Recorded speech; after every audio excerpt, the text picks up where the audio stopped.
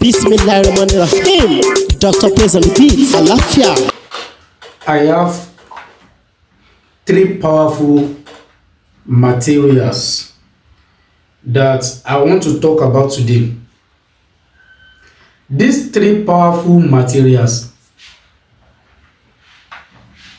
I can call it breakthrough or respect. What I mean by respect is that this one will be a mark on your body whenever evil people, bad people, whenever they are trying to attack you spiritually or physically, whenever they set their eyes on you spiritually, they will never harm you in any way. Or if you are in a problem now, you have a spiritual problem, you have done many things and nothing seems to work out, get these materials. So there are three ways you can use it, or you can combine the three ways and use it. My brother, my sister, if you do it, you are free from any kind of spiritual problem, any kind of spiritual attack. You understand? You can do it. Do it for your children. Do it for your loved one. So let me show you the materials. The first material is bitter leaf. This one is too small. I'm using this one as an example. Get plenty bitter leaf. The second one is alligator pepper, atari 1.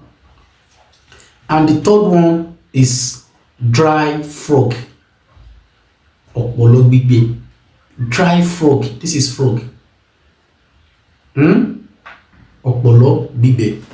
Those are the three materials you need for this assignment. Believe me, if you do it the way I explain it, by the grace of Almighty God, we surely share me good testimony. To remove spiritual mark placed on you and to protect you against any further spiritual attack by the grace of God. So how to do it and how to use it. Good morning, good afternoon, and good evening wherever you are watching me today. My name is Dr. Mutiu Olatiboye, also known as Babi Winje. If today is your first time here, everything I do here is to share spiritual tips, just like the one I want to share with you right now. And if you find this video very interesting, please don't forget to subscribe to this channel and make sure you turn on the notification bell. So anytime, any day, any hour I post video like this, you'll be the first person to watch. And if you need more of my videos, you are free to go back to my previous video. You see a lot of video that can help your spiritual life. If you don't understand, feel free to call me on 070-3742-2552, or you message me on WhatsApp 090-5333-2747. So those are the three materials you need. Those are the three materials you need. So when you get these materials, what are you going to do with it? You burn it to a fine powder. Frog, alligator pepper, and bitter leaf. You know, I told you there are three ways you can use it.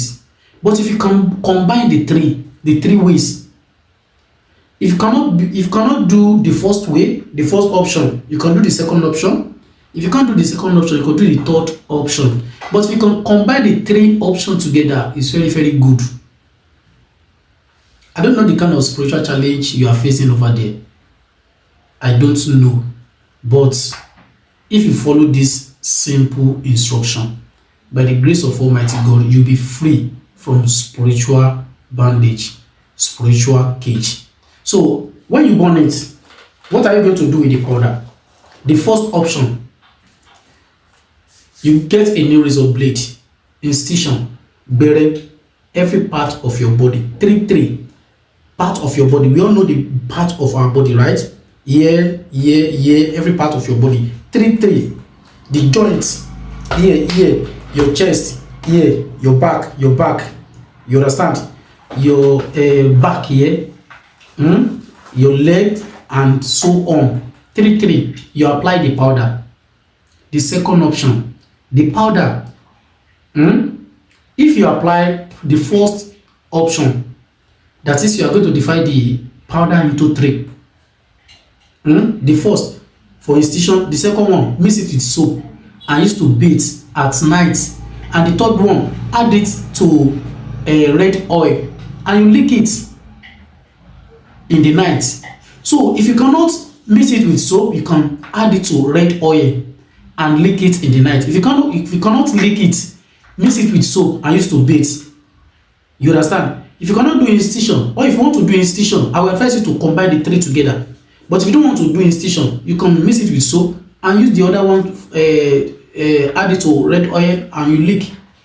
You understand? That is how to do it, and that is how to use it. Please, if you love this video, to like this video, and as you like this video, may Almighty God bless you and bless your family. Thank you very much. Mo kí ọmọdé, mo kí ẹ̀yin àgbàlagbà ní gbogbo bíkíbi tẹ́ ti ní àǹfààní tí ẹ ń wò mí lónìí. Ojú tẹ́ fi ń wò mí ojú ò ní fọ́, etí tẹ́ fi ń gbọ́ mi etí yóò ní di lágbára Ọlọ́run. Làákàyè tẹ́ fi ń gbọ́rọ̀ wa tẹ́ fi ń digest ẹ̀, làákàyè ò ní jọba lágbára Ọlọ́run. Ohun tí mo mú wá fún wa ní òní, ó ní ọ̀wọ̀ àwọn àgbà. Kì í ṣe àwọn àgbà nìkan o, àtàwọn tó jẹ́ pé àwọn arógo síwájú ológo, tàbí tí ọwọ́ burúkú bá wà ní ara èèyàn, tí èèyàn ti ṣe ọ̀pọ̀ ìgbìyànjú, tí ìgbìyànjú náà ò tí ì wá já síbi tó yẹ kó já sí ní ti dáadáa. Ṣé rí iṣẹ́ yìí ó kéré o, àmọ́ tí ẹ bá lè gbìyànjú ẹ̀, gbogbo ọwọ́ burúkú tí wọ́n ti fi síyàn lára, tí wọ́n ti fi kànyàn lára, tí ó ń dáyàn láàmú both physically and spiritually. Ẹ jẹ́ ká wá material mẹ́ta yìí. Material mẹ́ta tí mo fẹ́ fi hàn wá yìí, ẹ jẹ́ ká wá. Kí ni material àkọ́kọ́? Òun náà ni ewé ewúro. Ewé ewúro. Material èkejì tá fẹ́ wá, òun náà ni odidi atare kan. Odidi atare kan. Material ẹlẹ́ẹ̀kẹta, òun náà ni ọ̀pọ̀lọ́ gbígbẹ. Ọ̀pọ̀lọ́ gbígbẹ. Tá bá ti wá di sẹ́rí ewé ewúro eléyìí kéré o, ẹ jẹ́ ká wá kó pọ̀. But ọ̀pọ̀lọ́ tá fẹ́ lo ẹyọ kan ni, atare odidi kan ni. Sọ̀rọ̀ mi ti yé. Ẹ wá jẹ́ ká fi ọ̀pọ̀lọ́ ẹ̀ ká fi sínú bóyá tá fẹ́ fi jó nǹkan. Ẹ jẹ́ ká wá da ewé yìí ká dàbò lórí.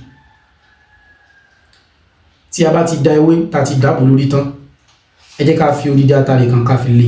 Ẹ wá jẹ́ ká jó. Ẹ jẹ́ ká jó. Ẹ jẹ́ ká jó kó di powder. Tó wá di powder, ẹ jẹ́ ká lọ kúnná dáadáa. Ṣé wá rí ọ̀nà mẹ́ta la lè gbà lò. Ìwọ tó bá lè lo ọ̀nà àkọ́kọ́, o lè lo ọ̀nà ẹlẹ́ẹ̀kejì. Tó bá lè lo ọ̀nà ẹlẹ́ẹ̀kejì, o lè lo ọ̀nà ẹlẹ́ẹ̀kẹta. Ṣé wá rí tí ó bá wá wù wá, a wá lè lo ọ̀nà mẹ́tẹ̀ẹ̀ta papọ̀, kò bàjẹ́, nǹkan ló dáa jù. Ṣé rí ọ̀nà àkọ́kọ́ tá bá jó, tó bá pa fẹ́ lò lọ́nà ọ̀nà mẹ́tẹ̀ẹ̀ta, ẹ̀tù tá jó yẹn ẹ jẹ́ ká pín sí mẹ́ta. Ṣé rí ìdá kan bẹ́ẹ̀, ẹ jẹ́ ká fi sí gbẹ́rẹ́ sí oríkèéríkèé ara. Gbogbo ara mọ oríkèéríkèé. Tó bá ní oríkèéríkèé ara, ọ̀pọ̀lọpọ̀ wa ní ọmọ oríkèéríkèé ara o. Àkọ́kọ́, ẹ jẹ́ ká sín sàárín orí wa mẹ́ta. Ẹ jẹ́ ká sín bí èjìká mẹ́ta, ibi ìgúnpá mẹ́ta, ibi ọwọ́ mi báyìí mẹ́ta. Bẹ́ẹ̀ ni láti ṣe ìkejì. Ẹ wá jẹ́ ká sín ibi gbẹ̀yìn bí báyìí mẹ́ta, ìgbẹ̀yìn eléyìí náà mẹ́ta. Ẹ jẹ́ ká sín ibi ẹ̀yìn wá bí báyìí, ẹ̀yìn wá bí báyìí, ibà mẹ́ta, ibà náà mẹ́ta. Ẹ jẹ́ ká sín bí ẹgbẹ́ ojúgun wá bí báyìí mẹ́ta. Ẹ jẹ́ ká sín bí ọgọ́rùn ẹsẹ̀ mẹ́ta. Bẹ́ẹ̀ náà láti ṣe ẹsẹ̀ kejì. Ẹ jẹ́ ká fi ẹ̀tù yẹn, ẹ jẹ́ ká fi pa. Àkọ́kọ́ nìyẹn. Ṣé wá rí ìlànà ẹlẹ́ẹ̀kejì? Òun náà ni pé powder yẹn a tún wá pòpọ̀ mọ́ṣẹ́ dúdú. Ìwọ tó yẹ kó sín gbẹ́rẹ́ tó bá di ẹ̀yìn ọjọ́ kẹta lásẹ̀ máa wẹ ọṣẹ yẹn. Ìdá ẹlẹ́ẹ̀kẹta á dà sínú epo pupa. Tí a bá ti ń wẹ ọṣẹ yẹn lálẹ́, a máa láti epo pupa yẹn náà ní alẹ́ ọjọ́ yẹn. Àmọ́ ìwọ tó bá lè sín gbẹ́rẹ́, o lè po ìdá kan mọ́ṣẹ kó da ìdá kan sínú epo. Ìwọ tó bá fẹ́ lá, o lè po gbogbo ẹ̀ mọ́ṣẹ kó máa fi wẹ̀. Ìwọ tó bá fẹ́ fọṣẹ dúdú wẹ̀, o lè dá gbogbo ẹ̀ sínú epo. Àmọ́ tó bá ti fi mú ẹ sín gbẹ́rẹ́, so ìwọ tó bá ti lè fi sín gbẹ́rẹ́ sáàrin orí, ó dáa. Ní tó fi mú ẹ sín gbẹ́rẹ́, ó dáa kó lo ìlànà mẹ́tẹ̀ẹ̀ta yẹn pọ̀. Sọ̀rọ̀ mi ti yé. Ṣẹ́rí tí àwọn ẹni bí tí wọ́n bá ti rí ẹ, eléyìí máa ń jẹ́ àmì lára ẹ wípé kò sí nǹkan tí ẹlẹ́gùúsí ó fi ọ̀pọ̀lọ́ ṣe. Tá a bá mú ọ̀pọ̀lọ́ tí ò jọ kọ̀ǹkọ̀, á sọ́lẹ̀ ni. Àbí òye? Bí èèyàn bá mú ọ̀pọ̀lọ́ tí ò jọ kọ̀ǹkọ̀, èyí ó sọ́lẹ̀ ni. Táwọn àwọn ẹni bí bá ti ń fọwọ́ burúkú kàn ẹ́, wọ́n máa gbé ẹ jùlẹ̀ ní lágbára Ọlọ́run. Lágbára Ọlọ́run, wọ́n máa gbé yàn jùlẹ̀ ní. Gbogbo ibi tó yẹ kó tètè dé ní age of 30 years tí wọ́n ti àwọn ẹni bí tí wọ́n ti sún sí age of 85 years nígbà tó ti darúgbó tán, wọ́n gbé ẹ jùlẹ̀. Wàá dọmọ burúkú lójú wọn ni. Wàláhì kò jù bẹ́ẹ̀ lọ. Àdúrà yín mo fẹ́. Àdúrà àti kẹ́ bá like fídíò yìí, máa bá share fídíò wa. Bẹ́ẹ̀ sì wọ́n ń share, àbúrò ní share, wọ́n ní share obituary yín lágbára Ọlọ́run. Ọwọ́ tẹ́ fi ń share fídíò yìí, ní fi gbọ́mọ sí lágbára Ọlọ́run. Ojú tẹ́ fi ń wò mí kò ní fọmọ yín lágbára Ọlọ́run.